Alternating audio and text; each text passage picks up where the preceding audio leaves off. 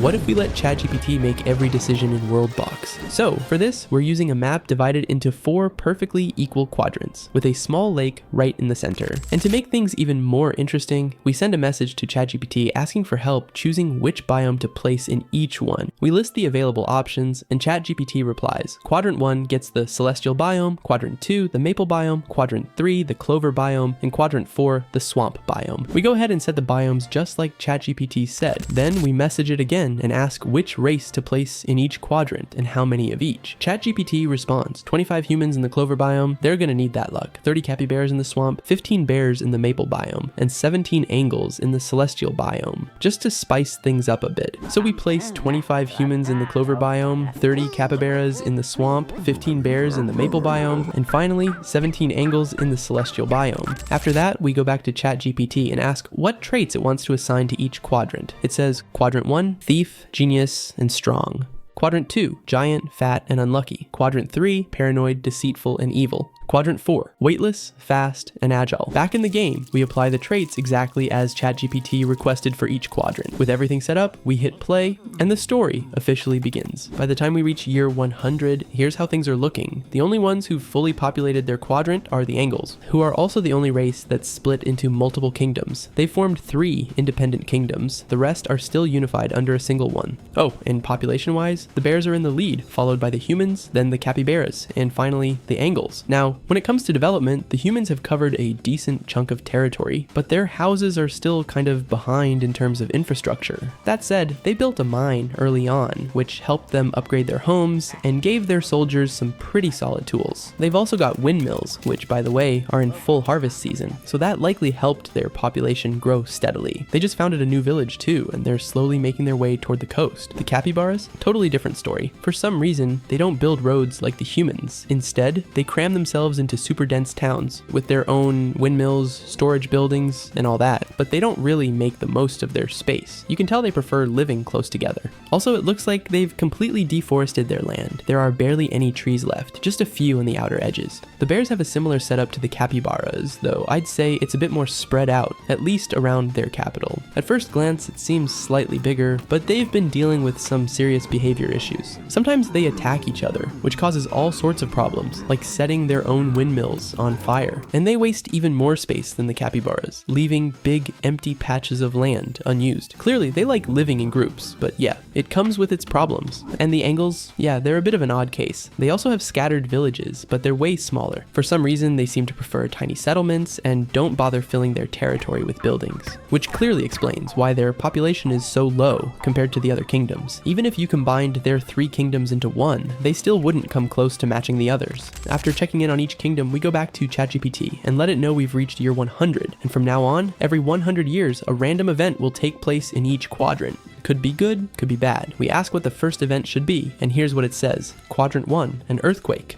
Quadrant 2, an antimatter bomb. Quadrant 3, a nuclear bomb. Quadrant 4, a giant bowling ball. So following the instructions, we head back into the game. We start with Quadrant 1 and look for a spot that'll cause equal damage across the 3 kingdoms. We trigger the earthquake, and immediately we see major destruction across the board. Slowly, water starts to fill in the crater left behind, forming a small natural lake that might help them out later on. Still, the usable space is now a bit smaller, which kind of messes with movement in that area. Next up is Quadrant 2. We aim for the center of the capital to cause the most possible damage, and we drop the antimatter bomb. The blast instantly consumes everything in its range, completely wiping out, or better said, disintegrating, that entire section of land. It's literally just empty now. So to make use of the space, we fill it with water. I mean, at least now they can go for a swim or something. Now over to Quadrant 3, the human quadrant, and we pretty much do the same thing, except this time it's a nuclear bomb. We drop it right in the center, and this one causes way more damage across a much wider area than the antimatter bomb, although it doesn't erase the terrain in the same way. Still, someone clearly freaked out when they saw the bomb coming and dropped something there. In the end, it did a decent amount of damage, but nothing they can't bounce back from. Finally, in Quadrant 4, it's time for the bowling ball. We launch it right into the center of the map, and it hits 3 times in a row before exploding. It took out a few houses, but nothing too crazy. Honestly, it was kind of light, for now. So now we wait and see what ChatGPT has in store for year 200. We've now reached year 200. Here's how things stand. The humans humans, who had already taken over all available land, are now in first place when it comes to total population, and by a wide margin. They're followed by the bears and the capybaras, who are pretty much neck and neck, although I'd say the capybaras have a bit less land than the bears. And in last place, the angles, who, well, haven't really done much during this time. They haven't even upgraded their buildings, so honestly, I have no idea what they've been up to.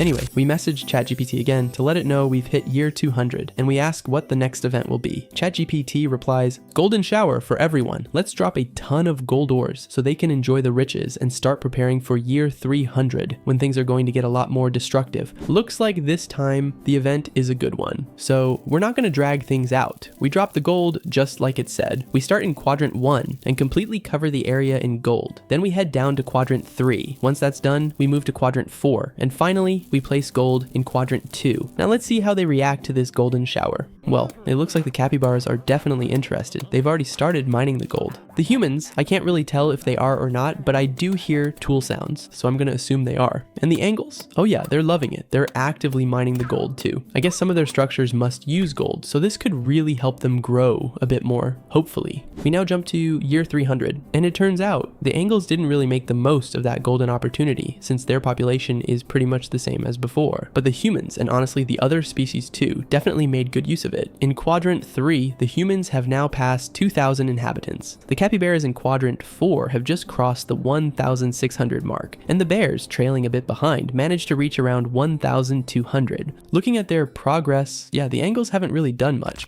At this point, we head back to ChatGPT. We let it know we've hit year 300 and ask what it has planned for this year. ChatGPT responds, "In quadrant 1, summon 1,000 demons to invade the kingdom. In quadrant 2, start a zombie infection right in the capital. In quadrant 3, drop 1,000 hamburgers to invade the land. In quadrant 4, make the ground collapse for 20 seconds. So following instructions, we go back into the game and start with quadrant 1, dropping demons all around the kingdom. Once we've got roughly 1,000 demons scattered throughout the land, we hit play and let the massacre begin. Fire immediately starts spreading. Remember, demons ignite the ground as they walk. The angles respond quickly and manage to take down a bunch of them. They're actually pretty strong, wiping out most of the demons in just a few seconds. But that doesn't stop the catastrophe. Fire keeps burning, and many buildings go up in flames. Some survive, but most are reduced to ashes. Still, surprisingly, they didn't lose much population, so they might bounce back without too much trouble. Next, we move to quadrant 2. We head straight to the capital and unleash the zombie infection. Some of the villagers immediately start turning, and their old friends try to take them down before the virus spreads any further. Chaos breaks loose. It's hard to tell what's going on, but it's clear the virus is spreading outward from the capital. Thankfully, the bears seem capable of dealing with most of them, though it's not easy to contain the infection, since even after dying, some keep passing it on. Eventually, the outbreak dies down. The southern zone is completely cleared, and only a few zombies remain up north. One even managed to escape for a bit, but was taken out shortly after. So yeah, they managed to wipe out the virus entirely. That said, they lost a massive chunk of their population, probably around 70%. In quadrant 3, we follow the same procedure as in quadrant 1, but this time we release 1,000 hamburgers. Once they're scattered all over the kingdom, we hit play and let the chaos begin. Strangely enough, the hamburgers bark like dogs, which is just weird, but they quickly start wreaking havoc. They do get eliminated, but not before destroying dozens of houses across the land. Honestly, I wasn't expecting them to be that destructive. And on top of that, they lost more than half of their population, dropping below 1,000. Still, they managed to wipe them out completely. Finally, in quadrant 4, we trigger a tsunami from the center of the map. We hit play and watch it spread in every direction, wiping out everything in its path. We let it run for 20 seconds, just as ChatGPT instructed. The water reaches a farming area where a bunch of villagers were working, and wipes them out instantly. Right before it reaches another area, we pause the game. Time's up.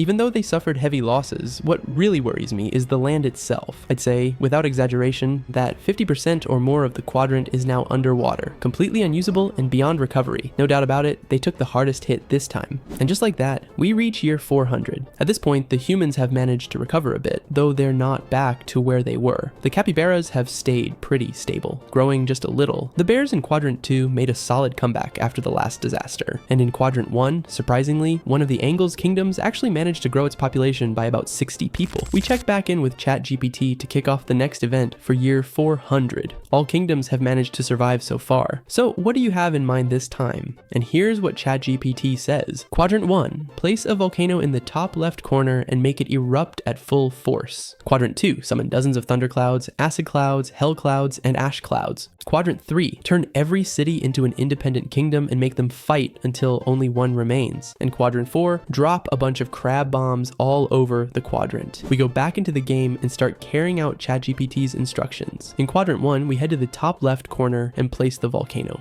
It starts erupting right away, but since it had to be at full power, we force a manual eruption. Soon, lava begins falling from the sky like rain, covering an incredibly wide area and almost completely wiping out the kingdom of Furus, which happened to be located right there. The lava keeps spreading, setting nearby windmills on fire and dooming its citizens to burn alive. Still, since the Angles can fly, many of them manage to survive, even while standing over the lava. However, the heat will eventually take them down unless they find a safer area to escape to. And judging by what I'm seeing, some of them might end up joining other nearby kingdoms, where, by the way, I'm already seeing signs of internal conflict, just like what's happening with the bears. Now we move on to Quadrant 2 to carry out the next event. We start by placing thunder clouds, then acid clouds, followed by hell clouds, and finally ash clouds, just to make things even more desperate. We hit play, and soon the fire, lightning, ash, and acid begin to strike, with the acid even eating through the ground. Deaths, fires, destruction, dozens of buildings and windmills burning everywhere. Fortunately, the clouds start to clear up, and the kingdom gets a short break. Even so, there are still plenty of toxic zones on the ground that will keep spreading and causing more problems. The Bear Kingdom was hit the hardest this time. They lost a huge portion of their population and, as if that weren't enough, are now dealing with a spike in crime, both here and in one of the Angles kingdoms too. In Quadrant 3, we begin turning each town into an independent kingdom. Some of them celebrate their newfound independence, unaware they're about to go to war. You can still see traces of the previous disaster. While they did rebuild the area, they haven't had time to upgrade their houses. Once that's done, we force all the new kingdoms to declare war on each other in a full-blown free-for-all. We hit play, and the troops start moving right away. Some have a tactical advantage, like those in the corners, while others in the center are much more exposed. Before long, the kingdom of Sierrant scores the first conquest, followed by Lan, who also takes over a nearby territory. However, the kingdom of Elatalisin quickly takes control, reclaiming the area Lan had taken and wiping out the original kingdom entirely. Not long after, the kingdom of Sierrant had conquered another realm, and Elatalisin had completely eliminated Lan. Only these two major kingdoms remained, with the central area left completely empty. But shortly after, a new kingdom broke off from Elatalisin and declared itself independent, forming a new realm called Lav, which of course we also throw into the war. Over time, Sierrant manages to completely conquer Elatalisin, leaving only Lav standing, but it doesn't take long for Sierrant to take them out too. And just like that, after several years of war, the kingdom of Sierrant is crowned the undisputed winner of the conflict. Still, the war came at a heavy price. Remember that this quadrant started with around 1,700 inhabitants, and now Sierrant has barely over 320 left. We've reached year 500, all quadrants still have life. So, we let ChatGPT know, and it tells us it's tired of seeing them survive. It says it's time for the final catastrophe. The instructions are clear. Quadrant 1, unleash Crabzilla. Quadrant 2, drop a Tsar Bomba right in the center. Quadrant 3, cover the ground in TNT, then detonate it. Quadrant 4, fire a thermal ray across the entire land.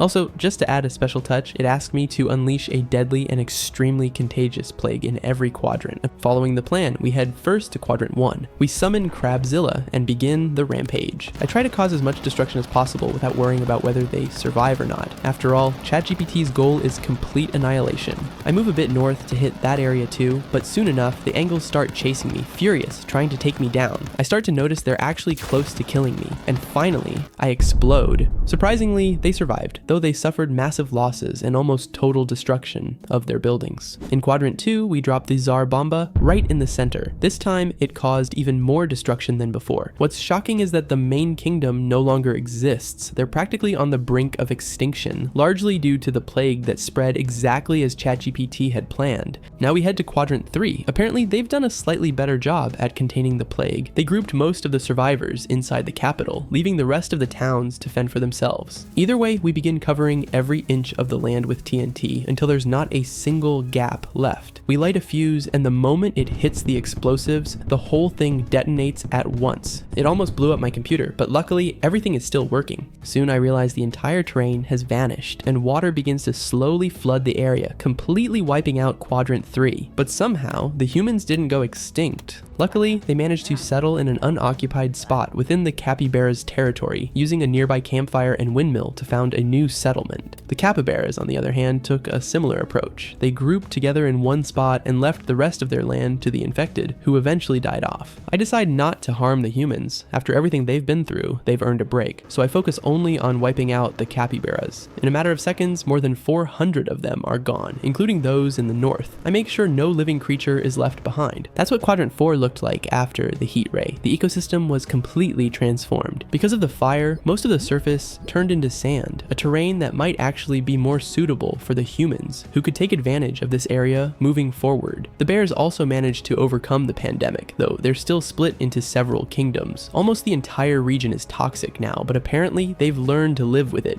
And just when it seemed like the capybaras had gone extinct, I noticed there's still one left alive, and it turns out she was pregnant, because soon after she gives birth to 2 more babies. Honestly, I did not see that coming. We go back to ChatGPT and let it know that somehow all the races have managed to survive, though Quadrant 3 no longer exists. Still, they've built a new settlement in Quadrant 4. We ask how it wants to end the video, and ChatGPT replies that it's honestly impressed. It didn't expect them to make it through all that, so it says, let's give them another 1,000 years to grow and see what kind of progress they make. Following its orders, we fast forward all the way to the year 1500. The Angles have fully recovered and even increased their population beyond what they had before, which makes sense considering it's been an entire millennium. The bears, meanwhile, have stayed roughly the same, although they've now spread across all the land available. Still, the toxic biome is holding them back from growing their population any further. Finally, in Quadrant 4, the capybara kingdom that survived has expanded throughout the entire northern region and significantly grown in population, even surpassing the human kingdom, which barely holds around 140 inhabitants. Amazingly, the capybaras have adapted to life among fire and lava. 2 new human kingdoms have also emerged in the bottom right corner of the map, tucked between 2 massive lava lakes. The only way in or out is by sea, which actually helps boost trade across the lake.